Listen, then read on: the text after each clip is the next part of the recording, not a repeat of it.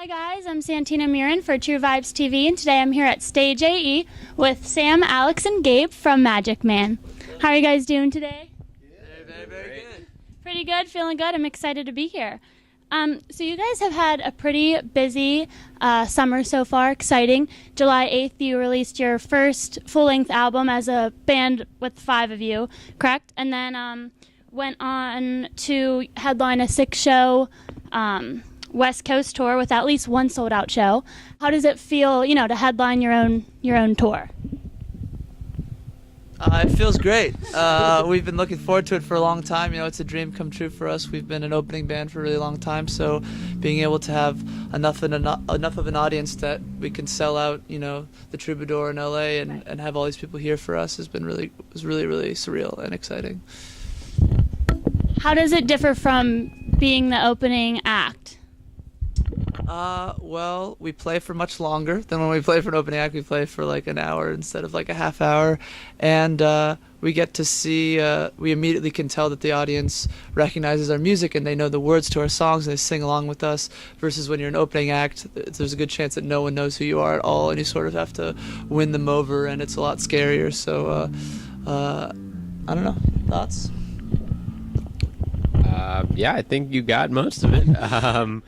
Another thing is, it's definitely a lot more fun. Sometimes you feel kind of more responsible, both for, the fans having a good time, but also the opening bands. As a band that's opened a lot, we try to make sure that the opening bands have enough time for sound check, and that try to make sure it's a good fit so that the crowd will be into the whole show. You feel a little more responsibility for the quality of the night overall. But in general, we had great experiences. Prides and Night Terrors in 1927 were great, so it was a lot of fun. Awesome, thank you. So tonight you are opening for Panic at the Disco, which, Alex, I understand that you've listened to them in high school. How does it feel to share the same stage with them tonight? It's pretty crazy. They've been, in my mind, they've been this huge band for such a long time.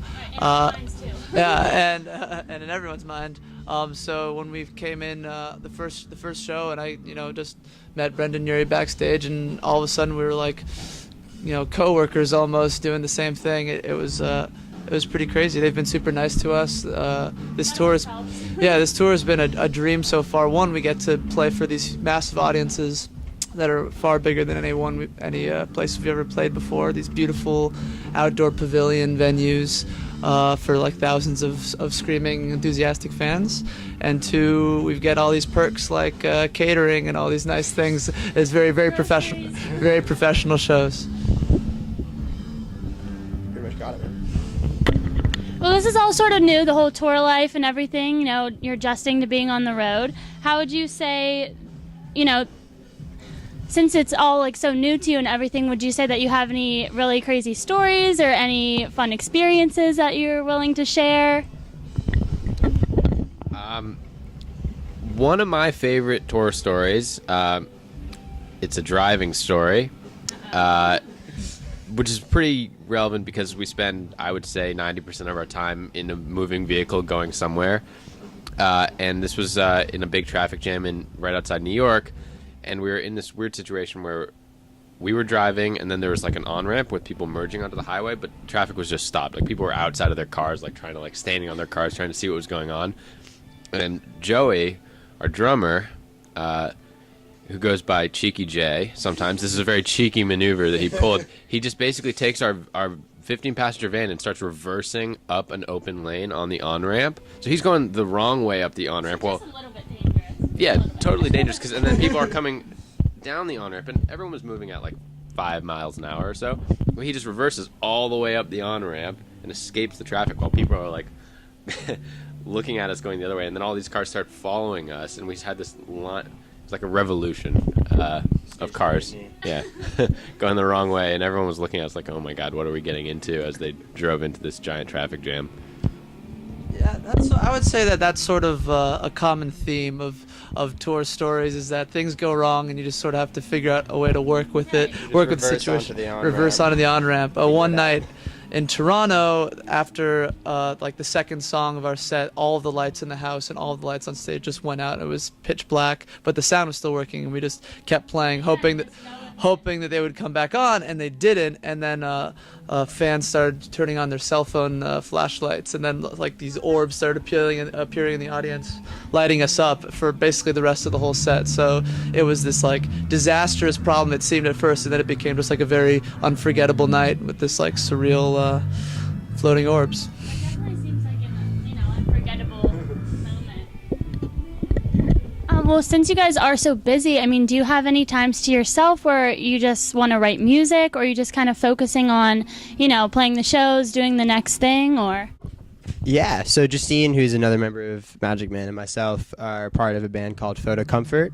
And so pretty much all of our off time on the road is spent writing music for that project. So we're never really off in the off sense of the word off. So yeah, it's tough, definitely, because a lot of times you're in a van and like it's just not very conducive to being creative or writing music, or you're in a hotel and you just drove for however many hours and you just want to go to sleep. Yeah, exactly. So it's definitely, I know these guys feel the same way, that it's tough to kind of hunker down and get work done. But yeah, we have off days, and we have hotels with pools, which I guess are inspiring. I don't really know where I was going with that. So that's the end of my answer to the question. So the song Paris, which was featured in Rolling Stone, we love the song and we adore the video. It's so unique and different. What was sort of the creative direction you were going with that? Well, in terms of the video, we got a lot of different treatments sent to us through our label, and a lot of directors proposing different ideas. Some of them we loved, some of them we weren't as crazy about in terms of meshing with our vision. And then we got this one from Mimi Cave, who actually directed a bunch of videos that we loved for Tune Yards, and we were really excited about the possibility of working with her, and also just really excited about the idea she brought to the table from the beginning, which was kind of this surreal performance-based video where, like, as you know in the video, like, body parts start disappearing from the actors and stuff, and we wanted something, we kind of wanted it to sort of have a surreal, magical vibe to it, and so it just really from the start, her treatment was perfect for what we wanted, and it was great to be able to trust her vision and kind of let her run with it. Well, that's awesome. The video definitely captivates you enough, and then the song is incredible on top of that, so it really worked. Besides the song Paris, you have other songs on the album that have titles of places. What kind of favorite memories do you have from one of those specific places?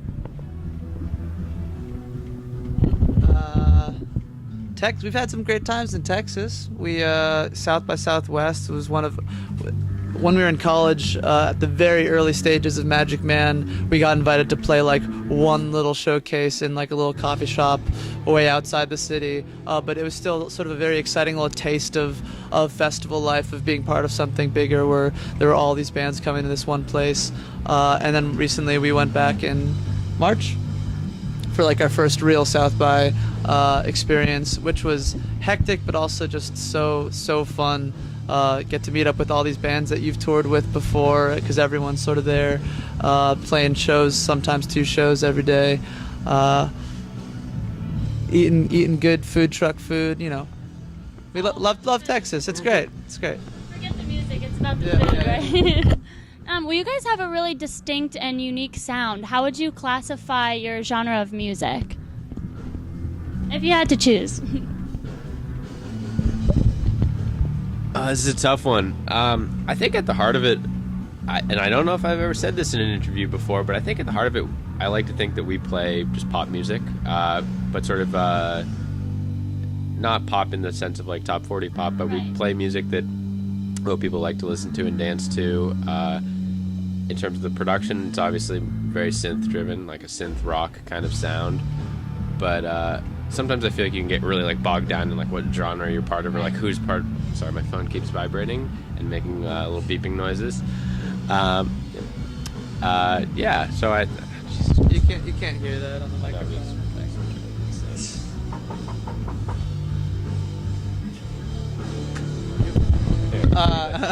Yeah, what we describe our sound, or in 3 words on our like bios and stuff, is triumphant synth rock.